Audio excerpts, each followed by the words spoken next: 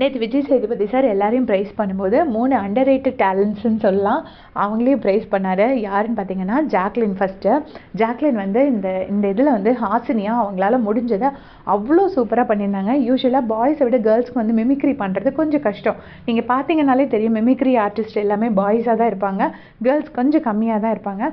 So அவங்களுக்கு தெரிஞ்ச அளவுக்கு அந்த ஹாசினி ரோலை எவ்வளோ நல்லா ப்ளே பண்ண முடியுமோ அவ்வளோ தூரம் ப்ளே பண்ணாங்க.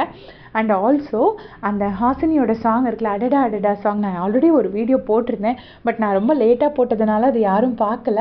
அந்த அடடா அடடா சாங்கில் அப்படியே ஹாசினியோட ஸ்டெப்ஸ் அப்படியே ரிப்ளிகேட் பண்ணியிருப்பாங்க.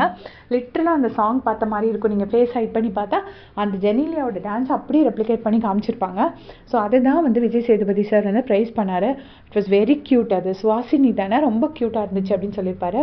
அடுத்து நம்ம மாஸ்டர் வாத்தியை வந்து உண்மையிலே அவரோட டான்ஸும் ரொம்ப நல்லா இருந்துச்சு.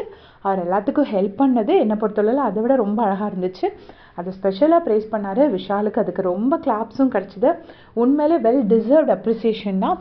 விஷாலோட குட் சைடை அவர் கொஞ்சம் ரொம்ப லேட்டாக காட்ட ஆரம்பிச்சிருக்காரு. இந்த குட் சைடு அவர் ஒருவேளை ஸ்டார்டிங்லேருந்தே காமிச்சிருந்தாருன்னா இன்னும் கொஞ்சம் பெட்டராக அவருக்கு ஒரு ஓட் பேங்க் க்ரியேட் ஆகிருக்கும் அப்படின்னு நான் நினைக்கிறேன். But it's okay. இவங்க எல்லாருமே வெளியில் போய் அவங்களோட ஃப்யூச்சர் நல்லா இருக்கணும்னு நான் நினச்சிக்கிறேன், அவ்வளோதான்.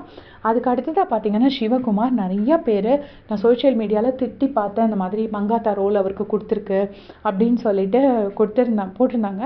பட் எனக்கு தெரிஞ்சு அவர் ஓரளவுக்கு நல்லா ஜஸ்டிஸ் பண்ணியிருந்தார். இப்போ நமக்கு இருக்கிற ஃபேஸு, நம்ம பாடி இதெல்லாம் மாற்ற முடியாது. பட் அந்த கோட் சூட்லாம் போட்டு அந்த ரோலை எவ்வளோ நல்லா ப்ளே பண்ண முடியுமோ அவ்வளோ பெஸ்ட்டாக அவர் கொடுத்துருந்தாரு. உண்மையிலே எனக்கு வந்து சிவாவுக்கு செப்பரேட்டாக ஒரு அப்ரிசியேஷன் போஸ்ட் போடணும்னு நினச்சேன். பட் அன்றைக்கி வந்து ஃபுல்லாக பெர்ஃபார்மன்ஸஸ் இருந்ததுனால போட முடியல, டைம் இல்லை. ரொம்ப நல்லா பண்ணியிருந்தாரு. அதை வந்து விஜய் சேதுபதி சார் உண்மையிலே அக்னாலேஜ் பண்ணார். ரொம்ப நல்லா பண்ணீங்க சிவா அப்படின்னு. So Siva, you truly deserve it அப்படி தான் சொல்லணும். ரொம்ப நல்லா பண்ணியிருந்தாரு. உங்களுடைய கமெண்ட் சொல்லுங்கள்.